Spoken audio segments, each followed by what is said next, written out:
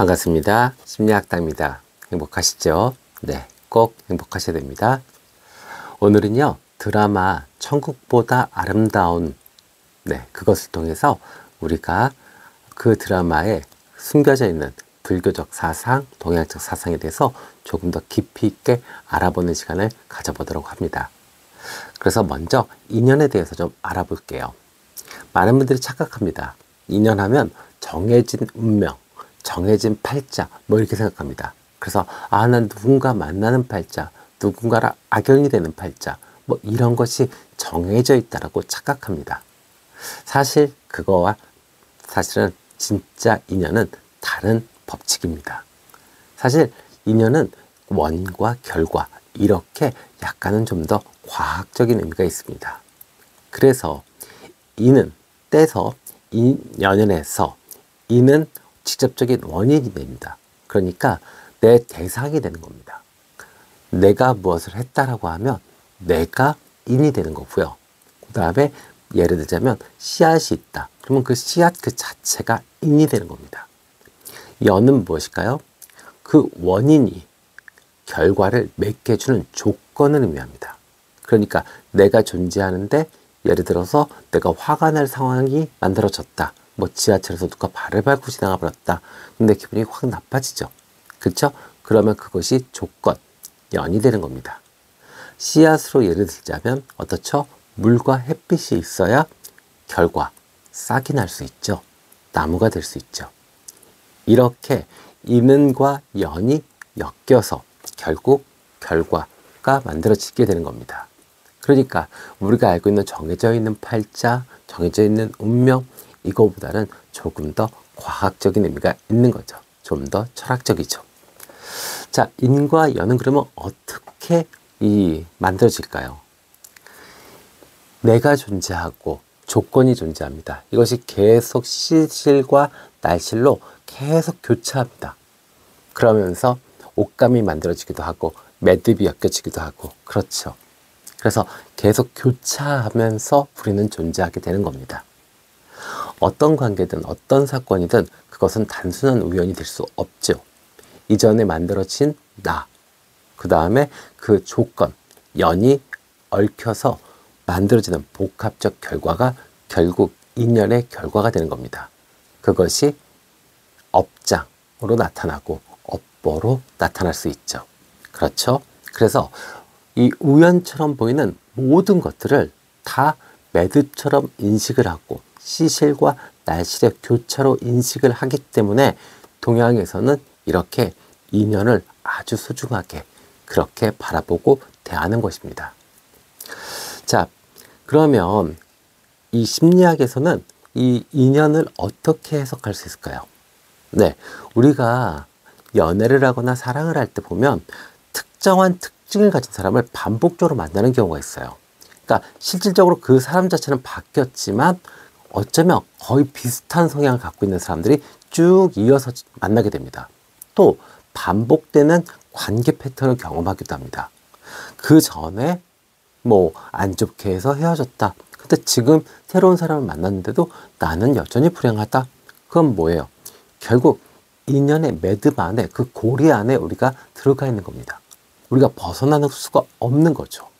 그렇죠? 그래서 결국 이 운명의 매듭은 과거의 업, 즉 경험, 신념, 감정 등이 현재의 상황, 조건과 엮여서 드러난 결과가 되는 겁니다.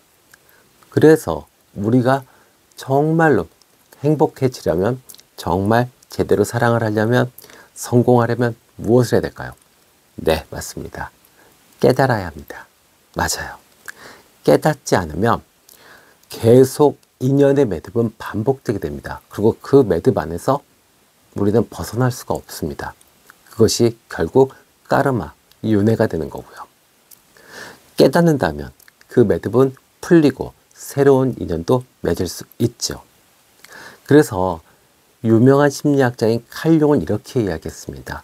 무의식을 의식화하지 않으면 그것을 운명이라고 말한다 라고요. 그러니까 우리가 그냥 반복적으로 행하는 모든 것들이요. 그것을 까르마라고 하고 행위라고 하고 반복이라고 이야기합니다. 네, 그것은 제가 다음 편에서 좀 더 깊이 있게 다루도록 하겠습니다. 근데 어쨌든 간에 그래서 우리가 사람과 어떤 인연을 맺게 되고 또 어떤 결과가 나오게 되고 합니다. 그렇죠. 근데 그 과정을 내가 계속 깨달아야 됩니다. 깨어나야 합니다.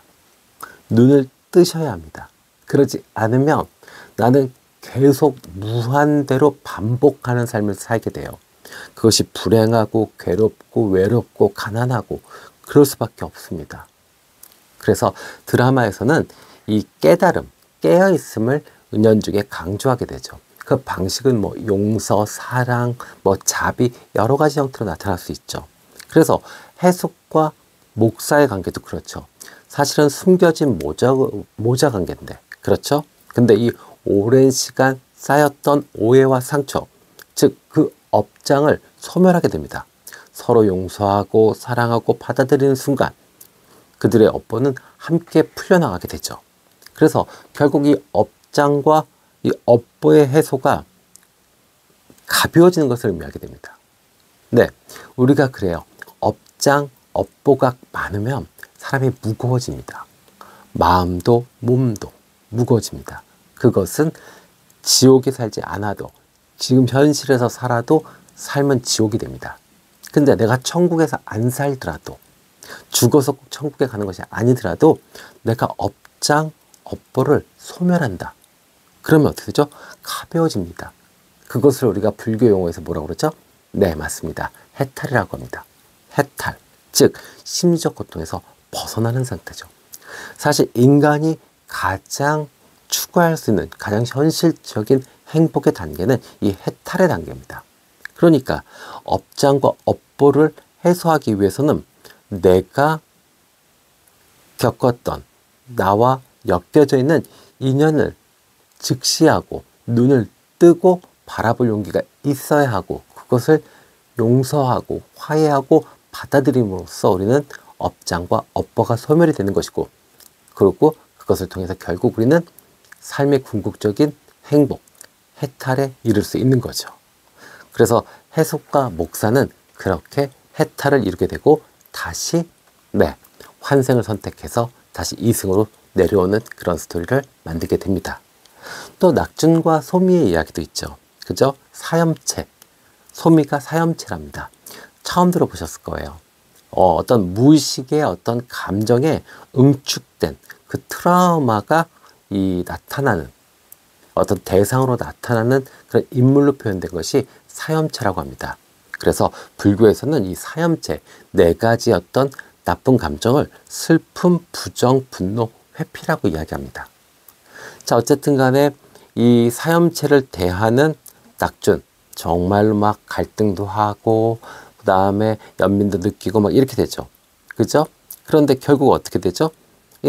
자각하게 되고 용서하게 되고 사랑하게 되죠.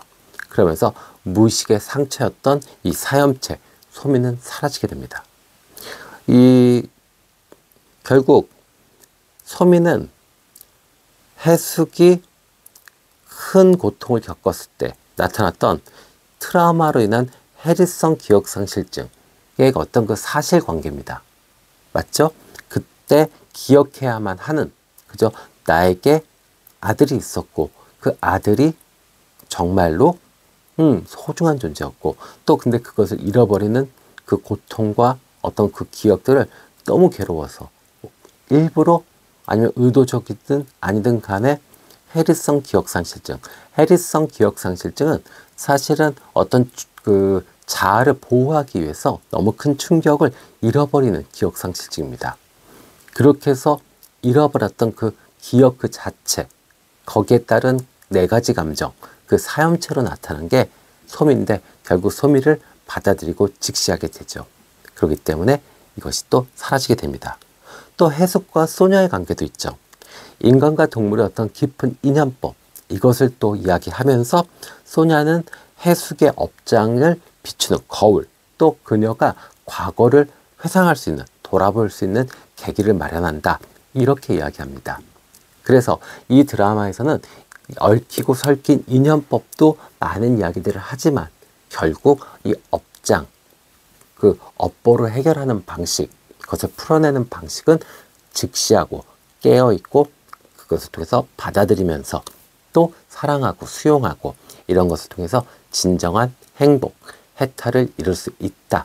이렇게 이야기하는 것 같습니다. 네, 조금 이해가 되셨나요?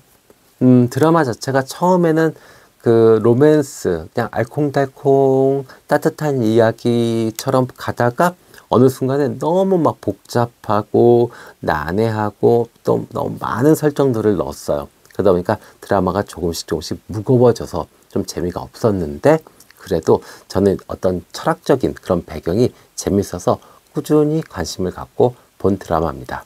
네, 자 이어서 까르마와 윤에 대해서도 여러분들과 함께 더 알아보도록 하겠습니다. 지금까지 심리학당이었습니다. 감사합니다.